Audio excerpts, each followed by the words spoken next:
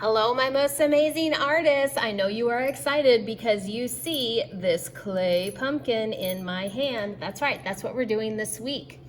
I have written down a whole list of words that I'm going to be using in this video to help explain how to make this. When we do this today, you are going to be using clay to create a 3D sculpture out of ceramics. This is clay right now, but then when it gets baked in the kiln at about 2000 degrees, it becomes hard and becomes ceramic. Here's how we're gonna start it. Actually, you guys have done the beginning of this pumpkin before and didn't realize it, because that's what we do. We build on the skills that we learn from year to year. This year, you are going to learn how to attach clay. If you just put one piece of clay on another, it'll fall off. There's a special technique that you're gonna learn today to be able to connect two pieces. Also, listen to my pumpkin. It has little pieces inside that make it a shaker, kind of like a maraca. Now, I'm not gonna hold it by the handle and start shaking it around, but I am gonna hold it here and shake it. All right, here's how we're gonna get started. You're gonna get a chunk of clay today, and I want you to set some aside for the stem, and I want you to set some aside for the little shaky parts that go inside. So I have two little pieces about this big. With the remainder, I am going to find the half. I'm going to split it in half, and then I'm going to do something you've done before. This is, I'm going to roll it into two balls that are about the same size. 1 and 2. And then, boys and girls, our pumpkin is made out of pinch pots. Yep, pinch pots. Say, but Mrs. Garner, that doesn't look like a pinch pot. Not yet. You'll see how it's made. Okay, so let's review how to make a pinch pot. You're gonna take the smooth ball. You're gonna find the place where you think it looks the worst. And for me, that's about here. Take your thumb, hold it in one hand, and then push your thumb almost to the bottom. Then, if you were in my class before, I've taught you that you're gonna use a quacker to make your pinch pot. So it's in one hand, I'm supporting it with my left hand, I'm holding it with my right hand on my thumb, and then I'm going to rotate it around and pinch to make my pinch pots. You don't want these walls super thin. Don't make these super paper thin. You'll have problems later. All right, so I'm gonna make my two pinch pots. There's one. And then here's my other one. That's about the worst place. I'm gonna stick my thumb right in there. Make a second pinch pot. You want them about the same size. My second pinch pot. They're about the same size, kind of test it out. Oh, a little bit bigger. Rotate it around with my quacker, not my fingertips, my quacker. Here, those are about the same size. All right, then you can smooth these out. I'm not gonna spend a lot of time smoothing just for the sake of the video, but if I were going to do this on my own, I would sit and I would smooth this out so I had a nice shape. You can roll it on the paper in front of you to make a good shape. You're gonna decide which piece you're gonna make the bottom. I think I'll make this one the bottom. Now, when I put these two together, that's my pumpkin shape. I know it doesn't look like it yet. Maybe I'll do this one as the bottom. It's a little bit heavier. I'm gonna take my two pieces, and then this is where you gotta put in the little balls for the shaker part inside. So I'm just gonna take some clay, roll it in my hand, like the size of a pea. Put it inside. You may say, but Mrs. Garner, it's gonna stick in there. It won't, promise, because these are not scored and slipped inside. You say, what's scoring and slipping? Well, I'm glad you asked.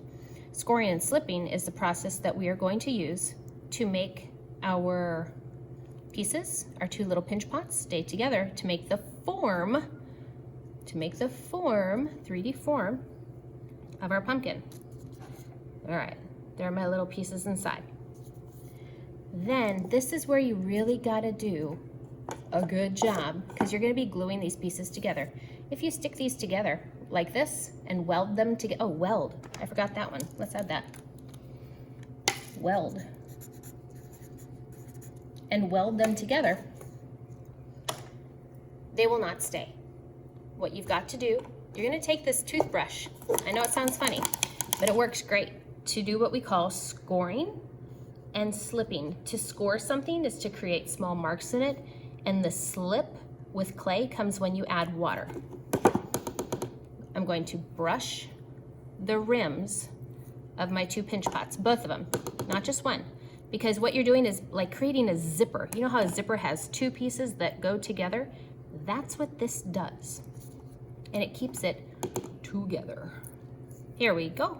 So I have used my brush and I have scored, see those little score lines? Scored and slipped. Then you're gonna take your pinch pots and put them together. You're gonna push them together. Okay, now it doesn't look like a pumpkin yet, I know. Then we're gonna take our thumb, hold it in one hand, take your thumb and weld that seam. Real carefully, if you press too hard, your finger's gonna go right through. Weld the seam. So it'll kind of look like an egg when you're done. You want that seam all hidden. Here we go. Sometimes in order to weld it, you've got to go around a couple times so you really hide that middle part. All right, and then it's hollow on the inside. Don't worry if your little shaky things aren't shaking around. They will after it's baked. All right, so I'm gonna roll this so I have a pumpkin shape. I'm gonna make sure it's flat on one end so it sits. I don't want it to roll around on the table. So it sits. And then I think I'm gonna pause right here and create the lines. Where's the line? To create the lines for the texture of the pumpkin. So the pumpkin lines, the tools on the table will all work, or you can use a pencil. I'm gonna start at the bottom, that wasn't the bottom, start at the top, come to the bottom, and create lines that start at the very top, then come all the way around. Careful, you just are making an indent. You're not actually cutting into your pumpkin. All the way around. Now your stem is gonna go right here, so don't worry if they don't touch. And then it looks like one more. Later on, we will add different color families to our pumpkin. Almost done, guys. The last thing, you're gonna create a coil with this clay. What a coil is a snake. You know when you roll Play-Doh and you make it into a long, skinny snake? That's what you're gonna do. Only, you don't want it long and skinny. You kinda want it short and fat because it's gonna be the stem of your pumpkin. Mine's a little bit flatter because I pressed. And then once again, you've got to score and slip. Right onto here, and right onto here, and press it down. Now, my stem is super long. Okay, I'm gonna make my stem shorter. And then kind of just flatten it out. All right, so there's my stem. I'm gonna use my tool to help weld it on a little bit. And then I'll just redraw my lines. Use my tool to help weld it on because my fingers aren't that small. So it stays. And then the very last thing when you're doing this today is you've got to create a vent hole at the bottom. Right now this is solid. And if you do not create a hole at the bottom, it will explode in the kiln. Super easy, take your pencil, take this tool, and just create a hole that goes, that goes all the way through that bottom layer. This will prevent it from exploding. I know this is a long video, and I know you're ready to go get started. I will put the steps up on the board as well, but you're gonna do a great job, and you're gonna have a super cool fall pumpkin when you are done. This will dry for a week, and then we will put on the glaze. It's gotta dry for at least a week, and then I'll fire them in the kiln and then we'll glaze them, which is like putting on the shiny stuff on a donut, which is the fun, colorful part. All right, guys, here we go.